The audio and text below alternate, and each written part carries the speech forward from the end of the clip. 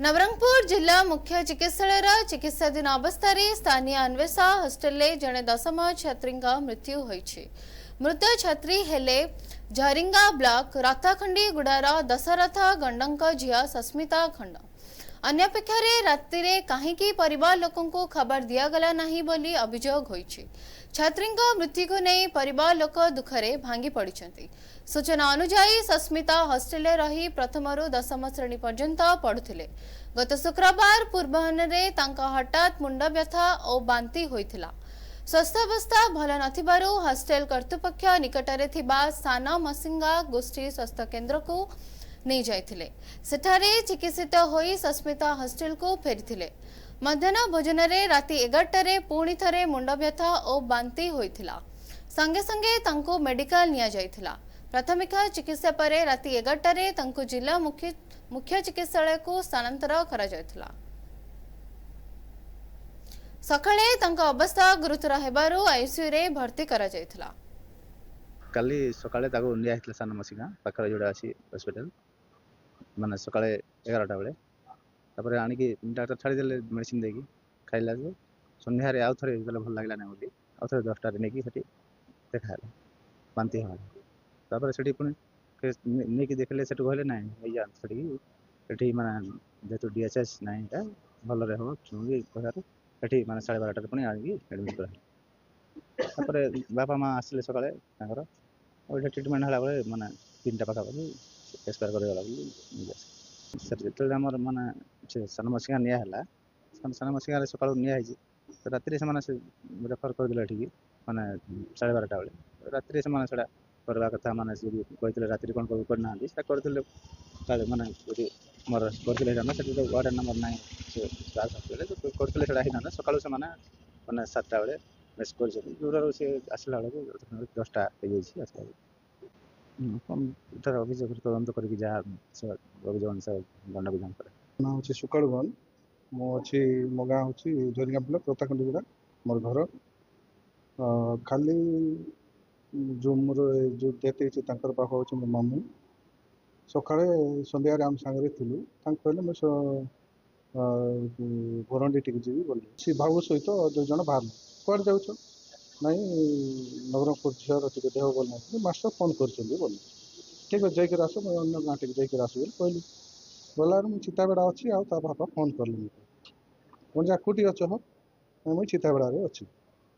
नाई मोर झीर देवार मुझे जमी देखली मोर झीर देह आदि ओस नाई गला कमी मत टे अलग टाइप लगे मोर ओस उड़ी गलानी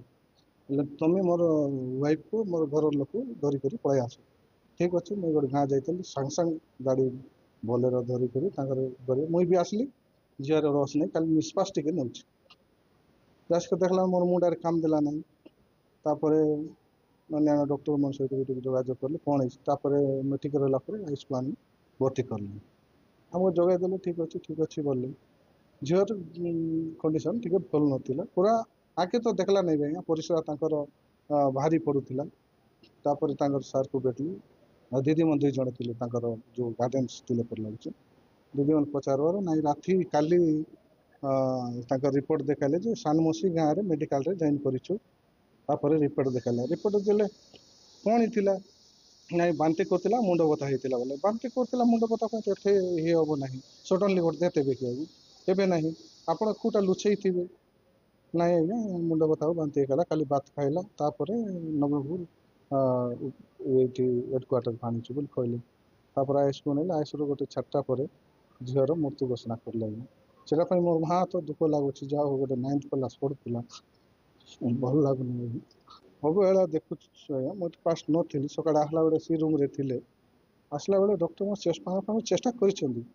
आमको न जनवाटा मत स्कूल जो शिक्षा जो मैंने अच्छा गार्डियंस अच्छा जो हॉस्टेल चार्ज अच्छा से आमको जनवार आम झीर मुखर चाहबार कौन असुविधा अच्छी टी आमको कहबार से लोक मैंने झील को देखला बिल्कुल भी अस ना खाली से मिशन पराड़ा पूरे दाबी कर जोटा झीर जो डेथ जो मृत्युर कारण घटे सस्पेंड करा तो निलंबित करा आज्ञा मोर ना आज्ञा दशरथ गंड आज्ञा झरिंगा ब्लॉक रथाखंडी गुड़ा आज्ञा काली भी हॉस्पिटल बोल आज्ञा मसीगा आरो सकाळे आज सकाळे फोन करी सांगले आज्ञा हॉस्पिटल के आसो बोलते काली किछ कहले नहीं आज्ञा राति भी कहले नहीं आज्ञा आमर असला दाय आमर जीव आमर संगे कथा हैला नहीं आज्ञा एटा खाछि आज्ञा हमके बेसी दुख लागছে आज्ञा जेंति करी कथा न कहले आज्ञा ताकू चाकरी सस्पेंड करा जाओ बोली मोर अनुरोध आज्ञा ट्रीटमेंट चालीथिला आज्ञा इति आमर आयला दाय तो कथाबार्ता नहीं आज्ञा सकाळे आमी 9टा दाय पहुंचलु इति अबेला मैडम आमर दीदी अबेला करछि आज्ञा आरो आगे जड़दा फोन करलु मेडी दे सब दाय पहुंच करली आज्ञा खाली आमके ना कोई बाकीटा हमके बेसी दुख लागছে आगे तो खराब लागे भल लागेला चाहे ट्रीटमेंट करवा ठीक लागे 2 वर्ष आगे एबे तो ये एबे ठीक लागे मुंड बता हैला और बांती आला बोली कहले सकाळे सकाळे 6टा दाय फोन करी सांगले जण फोन करी नाय सांगले आगे एटा काছে आगे तार चाकरी ले खड़ा खड़ा जाओ बोली चिकित्साधीन अवस्था अपराह्न 4टारे तांका मृत्यु होइथिबा डॉक्टर कहिसथि अन्य पक्षरे शीघ्र आमको खबर दियागला नाही बोली परिवार लोक अभियोग करिसथि नवरंगपुर खरेश उपासिंग रिपोर्ट एनटीवी।